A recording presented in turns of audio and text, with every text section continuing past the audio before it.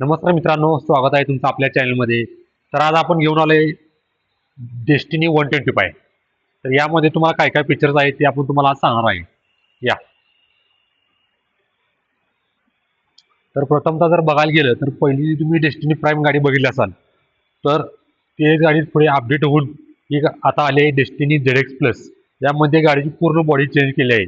यामध्ये तुम्हाला फ्रंटला बघायला गेलं तर अशा प्रकारे एच शेपमध्ये LED हेडलॅम्प येणार आहे. त्यानंतर इथे तुम्हाला नंबर प्लेट ब्रॅकेट आहे. त्यानंतर हिरोचा इथे लोगो आहे. त्यानंतर येथील मडगड बघायला तर इथे तुम्हाला मेटलमध्ये मडगड दिला आहे. त्यानंतर गाडीचे व्हील्स ट्यूबलेस टायरमध्ये येणार तुम्हाला. त्यानंतर डायमंड कट ॲलॉय व्हील्स आहेत. त्यानंतर नाईट ड्रायव्हिंगसाठी इथे रिफ्लेक्टर सुद्धा दिले आहेत. अशा प्रकारे तुम्हाला एफआयचं बॅजिंग मिळतंय फ्रंटला. मिरर बघायला गेलं तर अशा प्रकारे डिझाईन केलेले मिरर आहेत.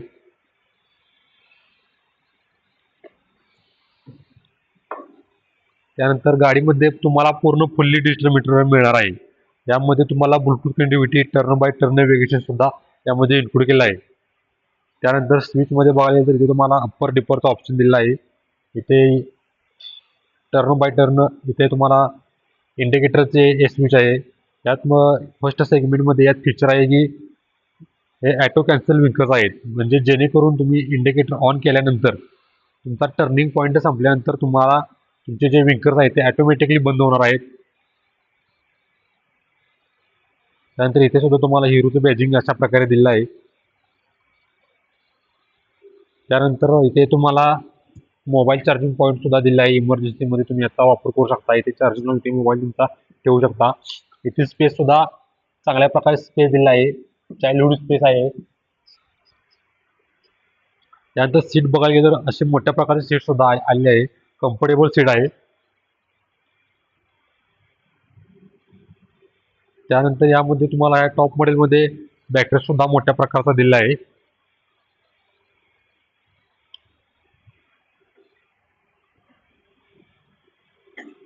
त्यानंतर गाडीचा फ्युएल टँक हा एक्सटर्नल फ्युएल टँक आहे. जेणेकरून तुम्हाला सीट ओपन करायची गरज नाही. इथे अशा प्रकारचा फ्युएल टँक दिला आहे.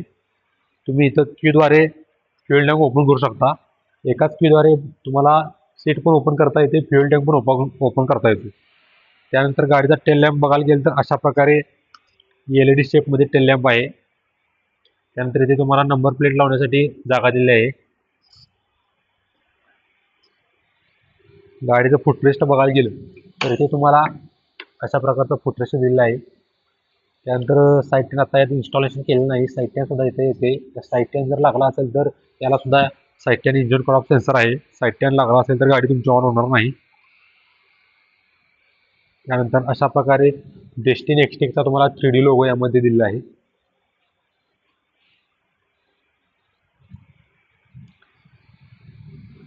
त्यानंतर मित्रांनो इंजनचं बघायला गेलं तर ह्या गाडीचं इंजन 125 cc मध्ये आहे. दमदार इंजन आहे. बेटर मायलेज आहे गाडीला. तर गाडी कशी वाटली तुम्हाला कमेंट करून नक्की सांगा.